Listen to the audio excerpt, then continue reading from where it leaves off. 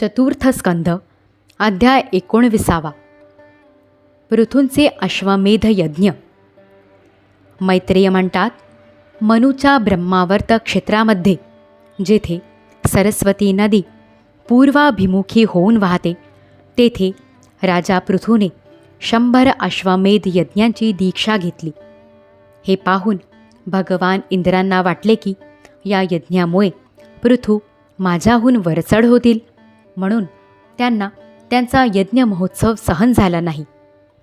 महाराज पृथूंच्या यज्ञात सर्वांचे अंतरात्मा, सर्व लोकपूज्य जगदीश्वर भगवान हरींनी यज्ञेश्वर रूपाने साक्षात दर्शन दिले होते. त्यांच्याबरोबर ब्रह्मदेव, रुद्र तसेच आपापल्या अनुयायांसह लोकपालसुद्धा आले होते. त्यावेळी गंधर्व, मुनी आणि अप्सरा प्रभूंची कीर्ती गात होते. सिद्ध, विद्याधर, दैत्य, दानव, यक्ष, सुनंद, नंद इत्यादी भगवंतांचे प्रमुख पार्षद आणि जे सदैव भगवंतांच्या सेवेसाठी उत्सुक असतात ते कपिल, नारद, दत्तात्रेय आणि सनकादिक योगेश्वरसुद्धा त्यांच्याबरोबर आले होते. हे भारता, त्या यज्ञात यज्ञसामग्री देणाऱ्या भूमीने कामधेनुरूप होऊन यजमानाच्या सर्व इच्छा पूर्ण केल्या. नद्या सर्व प्रकारच्या रसांना वाहून आणीत होत्या. तसेच ज्यांच्यापासून मध गळत होता असे मोठमोठे वृक्ष दूध, दही, अन्न, तूप इत्यादी वेगवेगळी सामग्री समर्पण करीत होते. समुद्र पुष्कळशा रत्नांच्या राशी, पर्वत भक्ष्य, भोज्य, चोष्य आणि लेह्य या 4 प्रकारचे अन्न, तसेच लोकपालांसहित संपूर्ण लोक निरनिराळे नजराणे समर्पण करीत होते. श्रीहरींनाच आपला प्रभू मानणाऱ्या पृथूंचा हा उत्कर्ष देवराज इंद्राला सहन झाला नाही, म्हणून त्याने त्यात विघ्न आणण्याचा प्रयत्न केला. ज्यावेळी महाराज पृथू शेवटच्या यज्ञाने भगवान यज्ञपतींची आराधना करीत होते, तेव्हा इंद्राने ईर्षेने पेटून गुप्त रूपाने त्यांच्या यज्ञाचा घोडा पळविला. इंद्राने अधर्मामध्ये धर्माचा भ्रम उत्पन्न करणारा पाखंडी वेश धारण केला होता. या वेशात तो घोड्याला घेऊन मोठ्या वेगाने आकाशमार्गाने चालला होता. तेवढ्यात त्याच्याकडे भगवान अत्रींची दृष्टी गेली. त्यांच्या सांगण्यावरून महाराज पृथूचा महारथी पुत्र इंद्राला मारण्यासाठी त्याच्या मागोमाग धावला आणि अतिशय क्रोधाने म्हणाला, "अरे थांब थांब!" इंद्राच्या डोक्यावर जटा होत्या आणि शरीराला भस्म लावलेले होते. त्याचा असा वेश पाहून पृथुकुमार त्याला मूर्तिमंत धर्म समजला, म्हणून त्याने त्याच्यावर बाण सोडला नाही. जेव्हा तो इंद्रावर वार न करताच परत आला, तेव्हा अत्रींनी पुन्हा इंद्राला मारण्याची त्याला आज्ञा केली.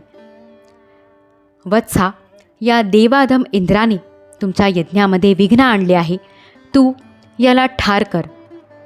अत्री मुनींनी असे सांगताच पृथुकुमाराला अतिशय क्रोध आला. इंद्र अतिशय वेगाने आकाशातून चालला होता. त्यावेळी जटायूने रावणाचा पाठलाग करावा तसा पृथुकुमार इंद्रा मागोमाग धावला. हे पाहून इंद्राने आपला वेश आणि घोडा सोडून देऊन तो तिथेच अंतर्धान पावला आणि तो वीर आपला यज्ञ पशु घोडा घेऊन पित्याच्या यज्ञशाळेत परत आला. हे विदुरा, त्याचा हा अद्भुत पराक्रम पाहून महर्षींनी त्याचे नाव विजिताश्व असे ठेवले. यज्ञ पशुला यूप आणि चशाल यांना बांधले होते. शक्तिशाली इंद्राने घोर अंधार पसरविला आणि त्यात लपून तो पुन्हा त्या घोड्याला त्याच्या सोन्याच्या साखळीसह घेऊन गेला. अत्री मुनींनी पुन्हा तो आकाशात वेगाने जात असल्याचे पृथुकुमाराला दाखविले, परंतु त्याच्याजवळ कपाल आणि खटवांग पाहून पृथुकुमाराने त्याला अडविले नाही. आता अत्रींनी राजकुमाराला पुन्हा प्रोत्साहित केले. तेव्हा त्याने रागाने इंद्रावर सोडण्यासाठी धनुष्याला बाण जोडला. हे पाहताच इंद्राने तो वेश आणि घोडा सोडून देऊन तो तेथेच अंतर्धान पावला. वीर विजिताश्व आपला घोडा घेऊन पित्याच्या यज्ञशाळेत परत आला तेव्हापासून इंद्राचा तो निंद्य वेश अज्ञानी लोकांनी ग्रहण केला. घोडा पळवून नेण्याच्या इच्छेने इंद्राने जी रूपे धारण केली होती ती पापाचे खंड असल्यामुळे त्याला पाखंड म्हणू लागले. येथे खंड शब्द चिन्हाचा निर्देश करणारा आहे. अशा प्रकारे पृथूच्या यज्ञाचा विध्वंस करण्यासाठी यज्ञ पशुला चोरून नेतेवेळी इंद्राने जे पुष्कळ वेळा ग्रहण करून नंतर टाकले होते त्या नग्न राहणे, रक्तांबर धारण करणे इत्यादी पाखंडी आचरणामध्ये अज्ञानी माणसांची बुद्धी बहुतेक आसक्त होते आणि त्यांच्या चतुर युक्तिवादाने वास्तविक हे धर्माभास असूनही लोक भ्रमाने यांना धर्म समजून यांमध्ये आसक्त होतात.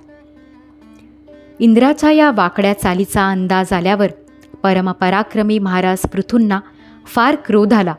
त्यांनी आपले धनुष्य घेऊन त्यावर बाण चढविला. त्यावेळी ते क्रोधावेशात असल्याने त्यांच्याकडे पाहवत नव्हते. जेव्हा ऋत्विजांनी पाहिले की असह्य पराक्रमी महाराज पृथू इंद्राचा वध करण्यासाठी तयार झाले आहेत तेव्हा त्यांना थांबवीत ते म्हणाले, राजन, आपण मोठे बुद्धिमान आहात. यज्ञ दीक्षा घेतल्यावर शास्त्रविहित यज्ञ पशुखेरीज अन्य कोणाचा वध करणे योग्य नव्हे. या यज्ञकार्यात विघ्न आणणारा तुझा शत्रू इंद्र तर तुझ्या सुयशामुळे निस्तेज झाला आहे. आम्ही अमोघ आवाहन मंत्रांनी त्याला येथेच बोलावून घेतो आणि जबरदस्तीने त्याचे अग्नीत हवन करतो. विदुरा यजमानांशी असा विचारविनिमय करून त्याच्या ऋत्विजांनी क्रोधाने इंद्राला आवाहन केले. ते स्रुवेतून त्याची आहुती टाकणार एवढ्यात ब्रह्मदेवांनी तेथे येऊन त्यांना अडविले. ब्रह्मदेव म्हणाले, तुम्ही इंद्राचा वध करता कामा नये, कारण हा इंद्र भगवंतांची यज्ञ नावाची मूर्ती आहे. तुम्ही यज्ञ करून ज्या देवांची आराधना करीत आहात ते इंद्राचेच अंग आहेत आणि त्यालाच तुम्ही यज्ञाने मारू इच्छिता. पृथूच्या या यज्ञानुष्ठानात विघ्न आणण्यासाठी इंद्रानेही जी पाखंडी रूपे घेतली ती धर्माचे उच्चाटन करणारी आहेत. या गोष्टीकडे तुम्ही लक्ष द्या. त्याला आता आणखी विरोध करू नका, नाहीतर तो अधिकच पाखंड मार्गांचा प्रचार करील. पृथूचे 99च यज्ञ राहू द्यात, तेवढ्यानेच त्याची कीर्ती इंद्राहून अधिक होईल. नंतर राजर्षी पृथूला ते म्हणाले, राजा, तू मोक्ष धर्म जाणणारा आहेस, म्हणून आता तुला या यज्ञाच्या विधीपूर्वक अनुष्ठानांची आवश्यकता नाही. तुझे कल्याण असो. तू आणि इंद्र हे दोघेही पवित्र कीर्ती भगवान श्रीहरींचे शरीर आहात, म्हणून आपलेच स्वरूप असणाऱ्या इंद्रावर तू रागावू नकोस. तुझा हा यज्ञ निर्विघ्नपणे पार पाडला नाही म्हणून तू चिंता करू नकोस. माझ्या म्हणण्याचा आदरपूर्वक स्वीकार कर. असे पहा की जो मनुष्य विधात्याने बिघडविलेले काम सुधारण्यासंबंधी विचार करतो त्याचे मन अत्यंत क्रोधाने भरून जाते व तो भयंकर मोहरूप अंधारात पडतो. हा यज्ञ आता बंद कर. या यज्ञामुळेच इंद्राने निर्माण केलेल्या नास्तिक मतांनी धर्माचा नाश होऊ लागला आहे. कारण देव मोठे हट्टी असतात. जरा पहा तर, जो इंद्र घोडा चोरून नेऊन आपल्या यज्ञामध्ये विघ्न उत्पन्न करीत होता त्यानेच रचलेल्या या आकर्षक पाखंडांकडे सर्व जनता आकर्षित होऊ लागली आहे. हे वेनपुत्रा, आपण साक्षात विष्णूचे अंश आहात. वेनाच्या दुराचारामुळे धर्म लुप्त होऊ लागला आहे, म्हणून कालानुसार धर्माचे रक्षण करण्यासाठीच आपण त्या शरीरातून अवतार घेतला आहे. म्हणून प्रजेचे पालन करते पृथू महाराज, आपण या अवताराचा उद्देश विचारात घेऊन भृगु इत्यादी विश्वनिर्मात्या मुनीश्वरांचा संकल्प पूर्ण करावा. ही प्रचंड नास्तिक मतरूप इंद्राची माया अधर्माची जननी आहे. आपण ही नष्ट करून टाका. मैत्रेय म्हणतात, लोकगुरु भगवान ब्रह्मदेवांनी अशा प्रकारे समजावल्यावर पृथूंनी यज्ञाचा आग्रह सोडला आणि इंद्राबरोबर प्रेमपूर्वक मैत्रीही केली. यानंतर अवभृत स्नान केलेल्या पृथूंना त्यांच्या यज्ञांनी तृप्त होऊन देवांनी इच्छित वर दिले. हे विदुरा, आदिराज पृथूंनी अत्यंत श्रद्धापूर्वक ब्राह्मणांना दक्षिणा दिली, तेव्हा ब्राह्मणांनी त्यांच्या सत्काराने संतुष्ट होऊन त्यांना सफल होणारे आशीर्वाद दिले.